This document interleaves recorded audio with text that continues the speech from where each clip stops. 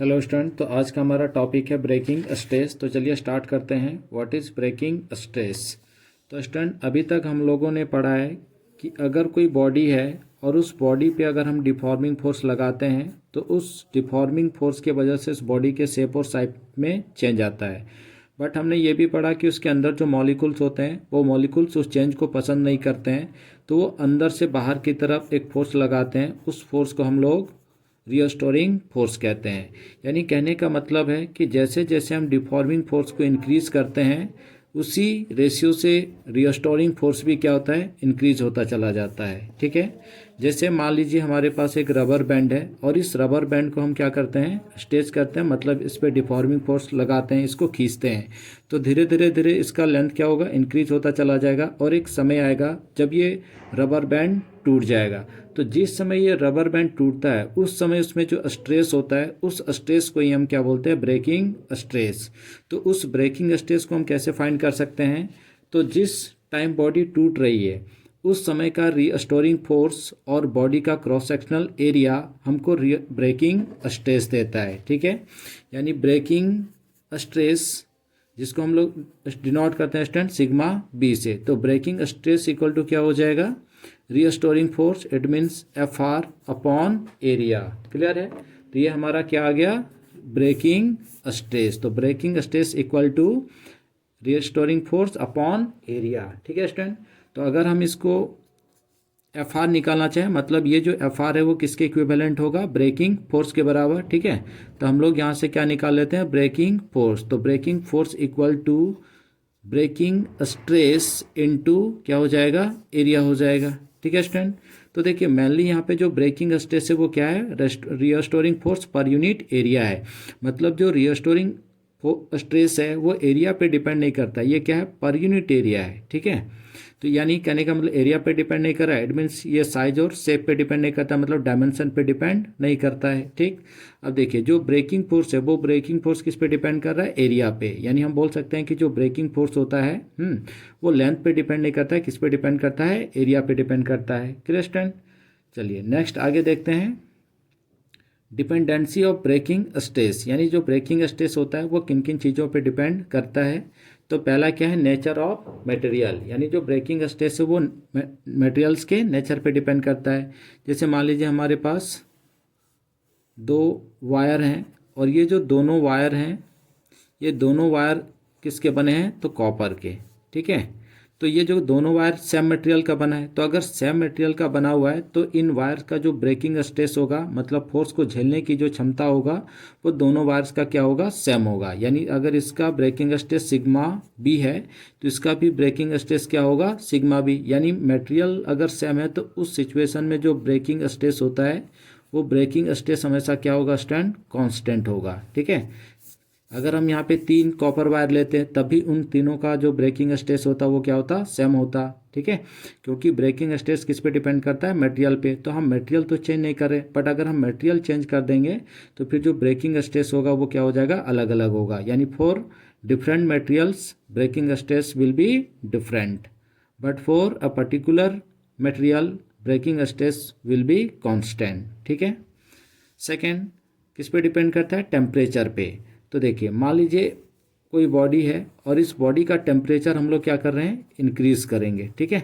तो जैसे जैसे इस बॉडी का टेम्परेचर हम लोग इंक्रीज करते जाएंगे क्या होगा स्टूडेंट, तो इस बॉडी में जो मॉलिक्यूल्स हैं इनके बीच का डिस्टेंस धीरे धीरे क्या होगा, इंक्रीज होगा, है ना। यानी ये जो बॉडी है वो धीरे धीरे एक्सपेंड होना स्टार्ट होगा।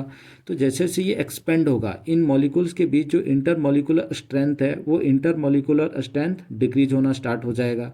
यानी हम बोल सकते हैं कि जो ब्रेकिंग स्ट्रेस है वो ब्रेकिंग स्ट्रेस धीरे धीरे क्या होगा, डिक्रीज होगा। ठीक है।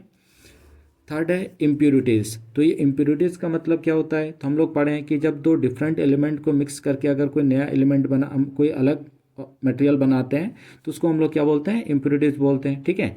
तो इम्प्यूरिटीज़ अगर है, अलग अलग हम मटेरियल से कोई वायर बना रहे हैं, है ना, अब उसका अगर हम ब्रेकिंग स्ट्रेस अगर हम चेक करेंगे तो ब्रेकिंग स्ट्रेस क्या हो जाएगा, स्टैंड चेंज हो जाएगा। क्लियर है।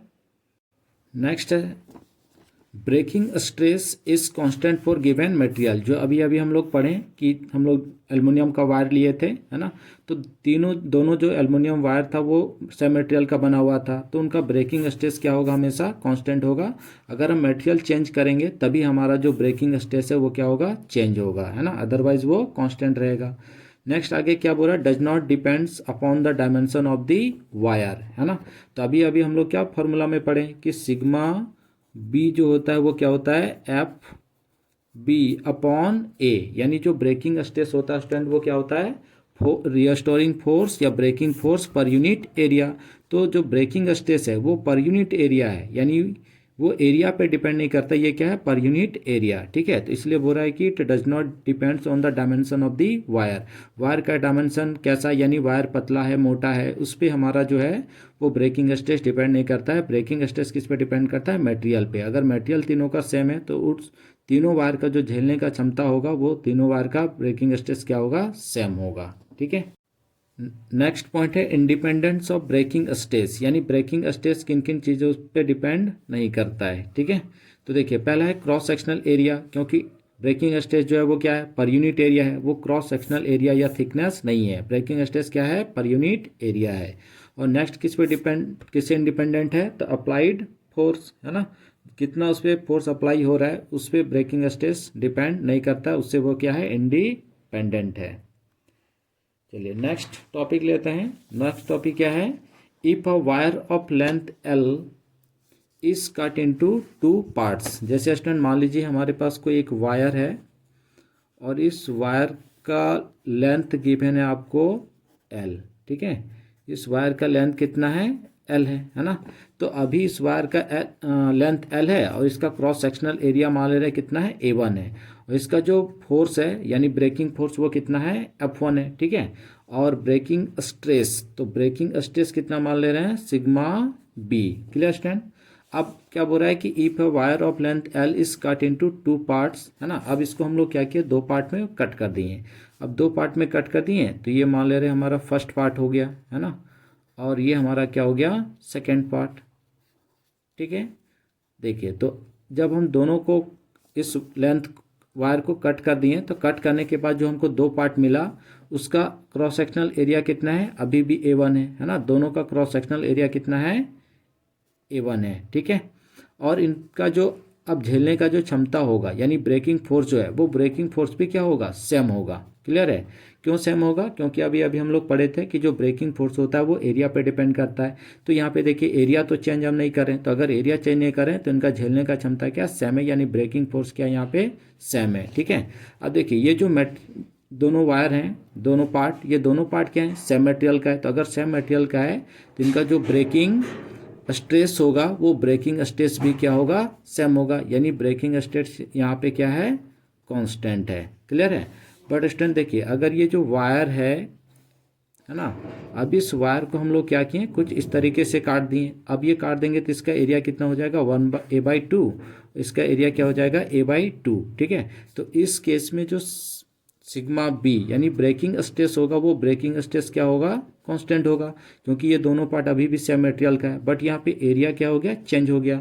और जो हमारा ब्रेकिंग फोर्स है एफ बी, वो ब्रेकिंग फोर्स किस पे डिपेंड करता है, एरिया पे। तो एरिया चेंज हो गया यानी दोनों पार्ट का जो ब्रेकिंग फोर्स होगा वो ब्रेकिंग फोर्स क्या हो जाएगा, डिफरेंट होगा, बट ब्रेकिंग स्ट्रेस क्या होगा, कांस्टेंट होगा, ठीक है। नेक्स्ट क्या है, breaking force is independent of the length, यानी जो ब्रेकिंग फोर्स होता है वो लेंथ से क्या इंडिपेंडेंट है, वो लेंथ पे डिपेंड नहीं करता है।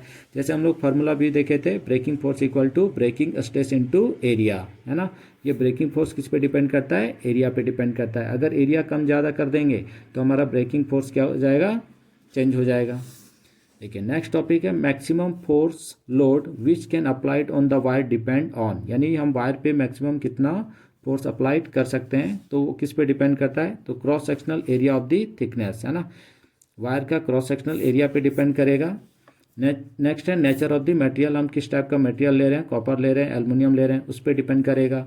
नेक्स्ट क्या है स्टूडेंट, टेम्परेचर, और लास्ट क्या है, इम्प्योरिटीज।